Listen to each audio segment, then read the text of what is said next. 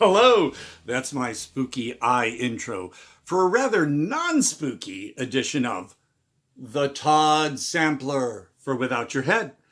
I am Todd Quality Jaeger, along with this, which for many happy Yelp reviews say, it feels good running over the bod. And what would all of this be without cheesecake, man? Cheesecake.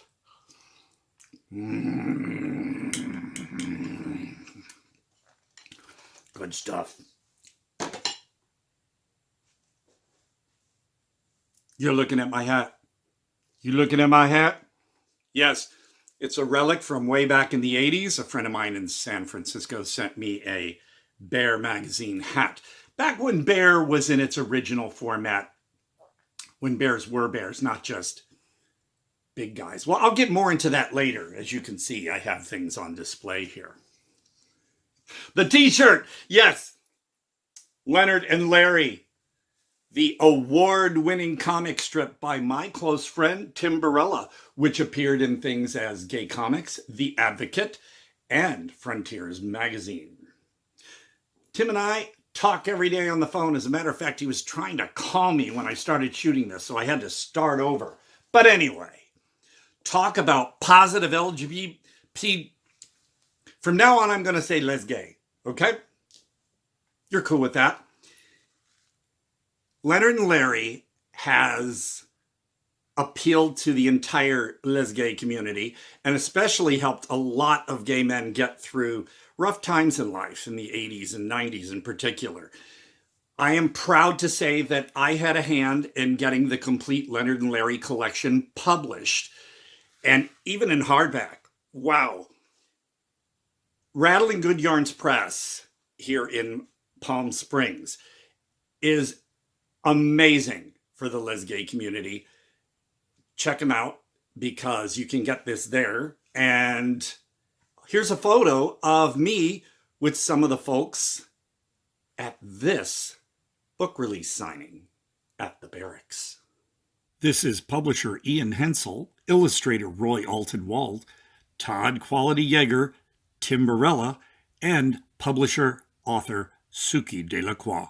And while the Todd Sampler is usually a part of the Without Your Head horror podcast, you can kind of call this related to the In Your Head wrestling podcast that Neil also is a part of. Neil asked me, I wonder why, to do a review for this amazing doc, that's what us film people call a documentary, for Out in the Ring, directed by Ryan Bruce Levy. Out in the Ring looks at the lives of, now I'm going to say les gay. It includes all the QI and everybody else in the rainbow, but it makes it easier for me. The lives of les gay professional wrestlers past and present, and the history of les gay representation in professional wrestling, told through a combination of archival footage and interviews with out-performers, wrestling journalists, historians, friends, and allies. It's also about pro wrestling's past and current struggles to appropriately and respectfully represent the les gay community. I myself have never wrestled, except for when briefly we had to learn it in gym, I think in junior high school. This is about as close as it ever got for me to actual wrestling.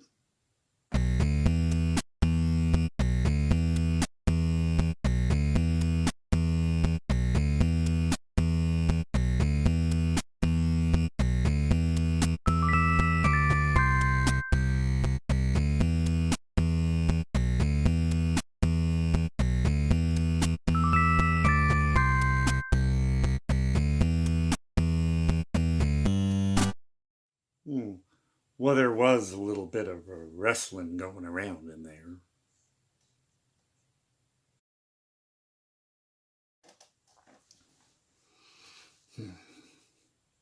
Now, I gotta confess, I was never really a wrestling fan, nor of sports in general. However, This documentary had me glued to the screen. It was so fascinating. And I felt like I was watching family, of course. I was introduced to wrestling as a kid back in St. Louis watching KPLR TV, Channel 11. They had Wrestling at the Chase. The Chase Park Plaza in the Central West End of St. Louis. Used to walk by there often. Never went there, though, to see wrestling.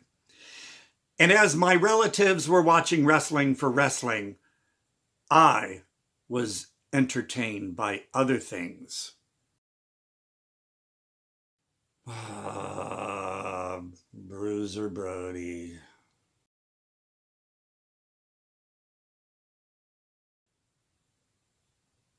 Oh, documentary. Yes, that's right. Now, wrestling was always blurring the lines between macho heterosexuality and what was not, and intentionally displaying heat, which incites audiences to react negatively to any semblance of homosexuality. A good example recently would be Sasha Cohen's gay kiss in the wrestling ring in Bruno. If you've seen that, you saw how horribly many of the people reacted. But yeah, get two women in there kissing and it's more on that later. I got stuff to say. So people like George Wagner's very flamboyant, gorgeous George was doing the flashy, nearly Liberace-esque showmanship in the golden age of wrestling. Back then, women just adored him, just like they adored Liberace and really kind of didn't have much of a clue of things. Just like back in the 70s when the Village People were just hitting big after they appeared on the Merv Griffin show. And, you know, my mom and my siblings were dancing in the living room to Macho Man. And I said, well, Mom, you know they're gay. And she's like, what? I said, well, yeah, they represent different gay iconic characters, cowboy, Indian, Leatherman, things like that. And she's going, but they're so macho. Good old Mom. I remember that like it was yesterday.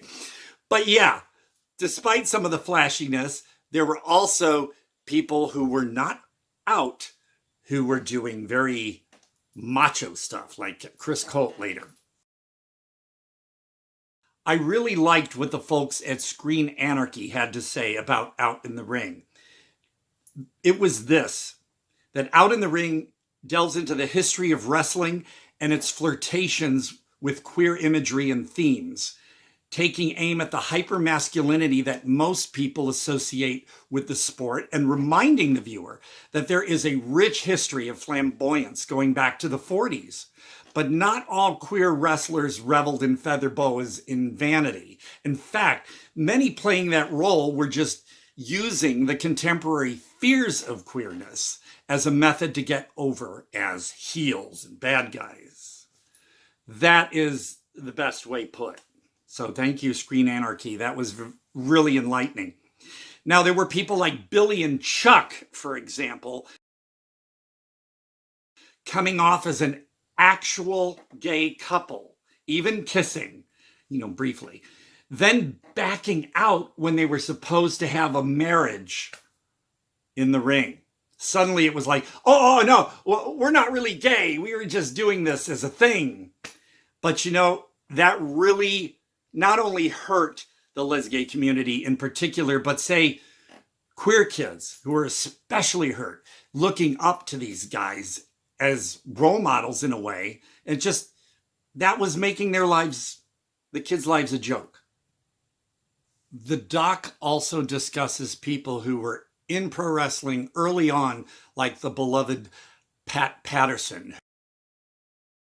who was behind the art of it, the showmanship. It helped openly gay Chris Colt and Ron Dupree get out there. And they wore a Hell's Angels attire that, well, people would either boo them or cheer them, and people knew who they were, but they were undeniable. They were a force. They were edgy and ahead of their time. Now, Chris wanted to do a little something where he would literally come out of the closet dressed up as Boy George. And while that was meant to be a positive message, unfortunately, he was then just beat down, which is kind of the heterocentric attitude of, we're putting you in your place. So that was kind of a little bit of a misfire, unfortunately. You also have wonderful people like Susan Tex Green and Sandy Parker and the massively cuddly Mike Perro, who are all very authentic, and their fan base is just growing and they are drawing so many people in. And also the gentleman Effie.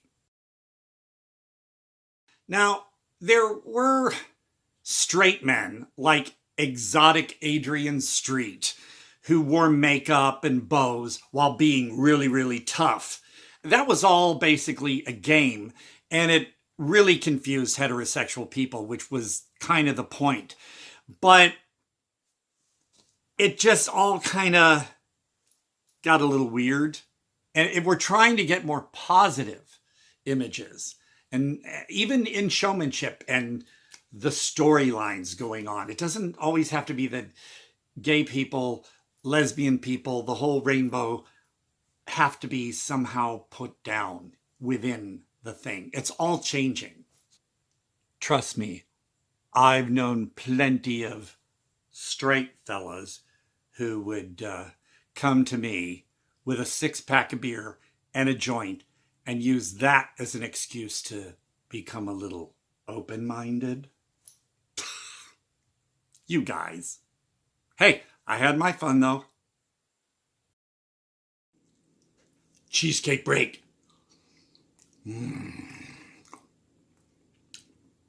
Damn, this stuff is good for you. I know it's good for my digestive tract. Now we've come to the point of the Todd Sampler where you all want to know what's going on around here. Well, let's take care of that. In going with the LGBTQ, see, I'm sorry, I screwed that up. The les-gay theme we have going on today with Out in the Ring, I highly recommend these other documentaries. For the Bible Tells Me So is about a bunch of different parents who discuss about having gay, lesbian, and other children. It's beautiful. It's just hearing their stories. And pictured here on the cover is Missouri State Representative Dick Gephardt, who I met when I was a teenager back in St. Louis. It's beautiful, beautiful documentary. And it talks about the Bible as well, about how things like man shall not lie with man was not really the word of God. It was actually a local city ordinance. So stop saying God said so. Southern Comfort. This one will have you tearing up because it also is just a beautiful story about a trans woman and a trans man who found each other and fell in love. That's something you don't actually see every day, and it's an experience. You have to see it. Over here, Small Town Gay Bar, which was produced by Kevin Smith. The director is a gay friend of Kevin's, and it's fascinating because I have visited many small town gay bars, and there's a comfort there. Although, here's where I'm going to get into the bear thing. Kevin, when he's on stage, will talk about bears and how, he was told he's a bear because he's big. I'm going to have to break that myth.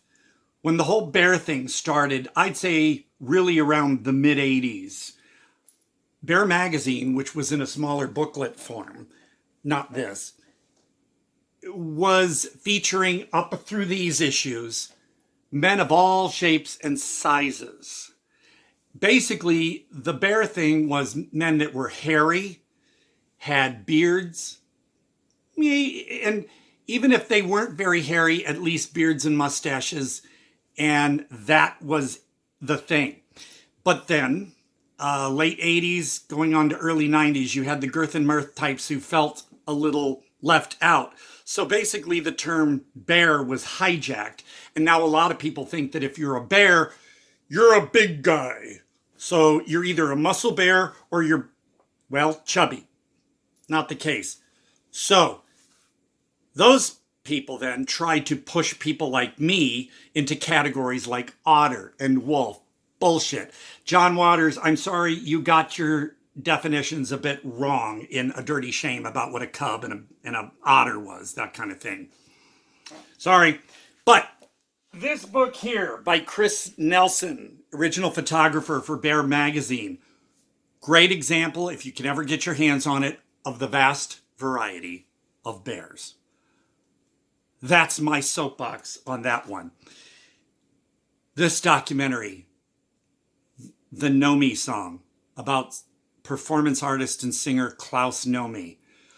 Whoa, this one hit home because a friend of mine dying from complications from AIDS back in 1987 was alone in the hospital, and I visited him every day. His religious family was taking shit out of his apartment and tacking up religious coloring book things all over his hospital wall, and he felt helpless, and my heart was breaking for him. I get I well up a little bit when I think about it, but it was, wow. I don't want to say a lesson learned. It was an experience that just really, it took a lot out of me at the time. So this one hit close to home. Amazing. And if you don't know me, Klaus Nomi, not know me from Showgirls, you've got to see this. And Scream Queen, you know, the guy from Nightmare on Elm Street 2. This documentary is a bit of an eye-opener, not to be missed. There's also a cool soundtrack for it, too. Way up here, Wakefield Poole and his esoteric documentary, Take One. Yes. Unusual. Even his straight out porn films. Ha! Straight out. That's a pun. His gay porn films are quite esoteric as well. Take One is quite something. Also Richard Locke's in it. So, there's rural erections again. Well, you know, I'm in this and I'm proud of it. I am very proud of this one. So you could say that it is a documentary for me anyway, because I was not acting. You can ask the director. That's what he told a crowd of people at the premiere party when they were like, whoa, what's with this guy? All right. Then, here is Bros Magazine. That's issue number 5 from the fall of 1993. I am on the cover of that. I was also in the 2005 Bros calendar by photographer David Gray of Yoga Bear Studio. And of course, the Bear stuff. Now, this particular issue of Bear I have featured because there's a photo of me in it. Yeah, you'll get an eyeful. And this was when Bear Magazine still said masculinity without the trappings. When it was taken over and the guys were getting bigger and bigger, and you know, the thing I talked about. Then it said masculinity with the trappings. So what the fuck? Anyway, I was also in all of these. One more documentary, and Showgirls. Isn't that a documentary about showgirls and pole dancing and stuff? Okay. Since today is not a spooky one, I thought I'd point out a couple spooky ones you might enjoy that's les gay related. You have Uncle Peckerhead, the cuddly bear punk rocker in it is just adorable, and Hypochondriac. This one is unsettling and it'll get into your brain and it's amazing. There's a vast array of amazing people and talent out in the ring. Too many for me to mention, but they all scroll away, especially in the end credits. So take note of them because these people are pioneers and they're paving the way for just more hugeness to come. People like Mike Perro, Effie, Darren Young, Charlie Morgan, Susan Tex Green, and the transgender Nyla. They're doing so much for the, I'm going to say it this time, LGBTQIA community. I'm still going to go with les gay because it's quicker too. So they're moving things along forward, and pro wrestling in general, making it at this point the third biggest behind those others. You know who I'm talking about. The whole les gay involvement, the audiences, the whole movement, it's getting big. And while WWE tried to be inclusive, they team up now with the Saudis, which is not exactly compatible to the les gay community, but it all comes down to these things. Yeah, money. Even though Vince McMahon did strike down any rumors and allegations about Pat Patterson during a sexual harassment suit by a guy who later was found out to be much of a con man. So while Vince McMahon did some good, he let some other things kind of slide, and it just, well, you know, there's always conflict. The doc exposes the gay trends as well as the bad trends, but focuses on the positive that eventually came out of all of it. That's one thing to remember about this documentary. No matter what you see in it, it mainly focuses on the positive of it all. And that's something we need more of these days, I can tell you. You know, positive things like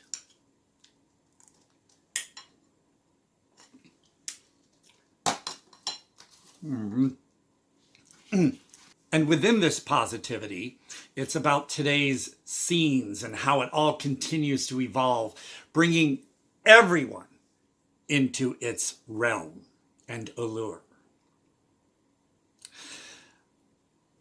Hypocrisy. In the Attitude Era, then supposed gay characters like Goldust incited Heat, seeming as predatory, but they were not gay. So, again, it's that thing about we're bringing gay stuff into it, but as long as they know their place, that they're not on the same level.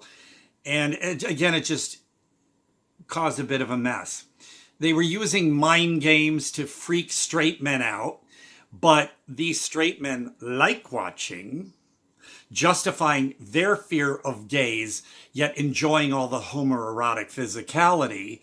You know what I said about that, you know, the six-pack and the joint. And at the same time, reveling in the predatory men being beat down. And the same thing with the lesbians and that whole HLA thing. The WWE had this big debacle promising hot lesbian action to the point of bashing it over everyone's heads, showing how straight men can become childish idiots drooling over two women touching and kissing. Though there was the internet beginning around the time of this HLA thing, you know, people just I guess, didn't want to spend all that time going through wrestling if they weren't really into that just to see two women kissing, because they could just go to the internet and see it right then and there. And what's even crazier yet is you get all these upstanding families. Oh, no gay stuff for my kids, but boy, they sure brought their kids to, didn't matter that these women were going at it, because again, women are kind of second tier to men, and it's okay for women to do that. But of course, for the lesbian thing, two brutes came in after the women were kissing and beat them down. Again, putting them in their place. It reminds me a bit of the Howard Stern show. As much as you may love him, and I read his 2 books and thought they were very entertaining, he always had lesbians, hookers, and strippers on his show. Oh, you're hot. I love you. But then, while he was doing that, he would say, your father abused you, didn't he? It's like, I love hookers, I love strippers, I love lesbians, I can't do without them, but I want you to know, you're down here. And don't even get me started on the whole Fran Drescher thing that happened. Ugh. The queerness in wrestling does deserve a lot more acknowledgement and respect, and it's getting it. It's just it's influenced so many things. Like back in, I remember 1981, I was working at Burger King. Was it? Yeah. Anyway, and a guy came through the drive-thru late one night, shirtless, and he had a pierced nipple. And he had, well, some of you know what this is. Anyway, he was wearing one of those on his wrist too. And I knew he was family. And it just, back then, it was just the gay culture that had the nipple piercings, the Prince Alberts, and all these other things. And now, late 80s into 90s, bam, all their heterosexuals are doing it. And it's not uncommon to see an actor in a film or movie and there's a nipple ring and stuff. And it's just like, phew. So in the wrestling realm too, it had such a huge influence on how things are in wrestling today. So more credit, man, more credit. And besides the wrestling, so many friendships, partnerships, and even romances, long-lasting, came out of it all. Like the lesbian relationships that unfortunately had to be hidden and were giving shit about. And then people like Mike Perro, who found his husband and just made his life so much more amazing, and just, I'm sure, helped him even just felt more empowered in the ring. Perhaps, maybe I should try to do wrestling so I could find myself a husband. In the meantime, I guess I'll just have to go with this dating video. I'm Todd Quality Jaeger, and I'm looking for you. I'm a down-to-earth, relaxed kind of guy. I like to swim. It keeps me physically fit.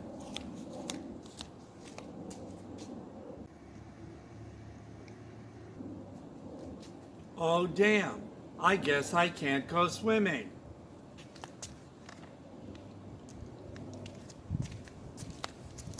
Do you like Braunschweiger as much as I do? Let's cuddle and watch movies. I'm Todd Quality Jaeger, and I'm looking for you.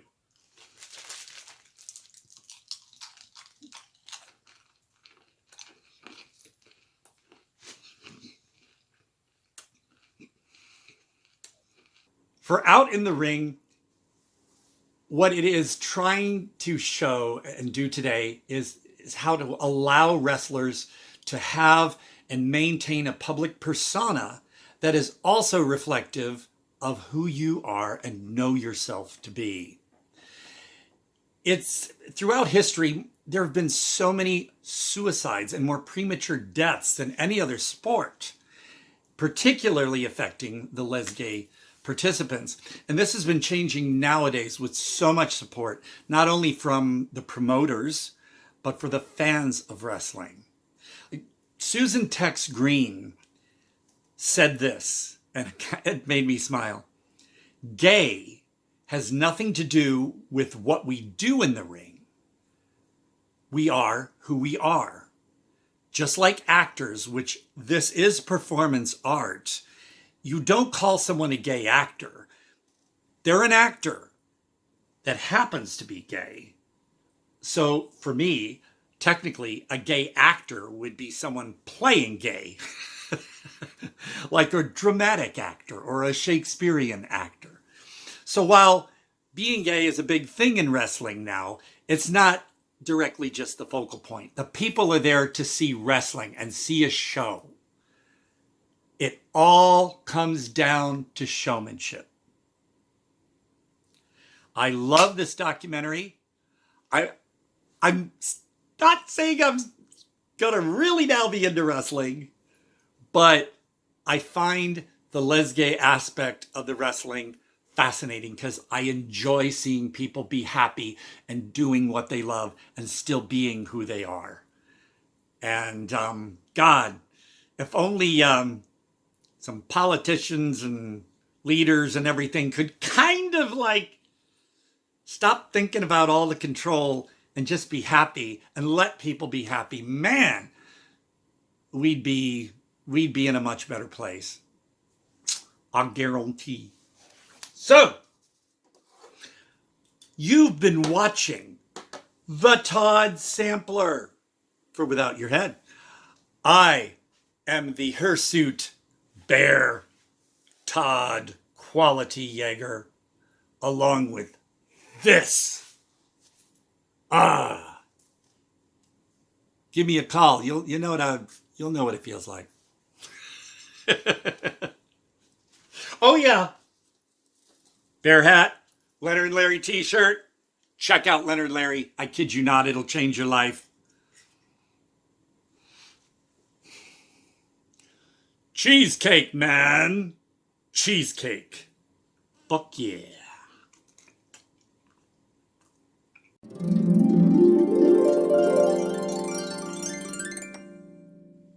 Get your hippie dick stuff.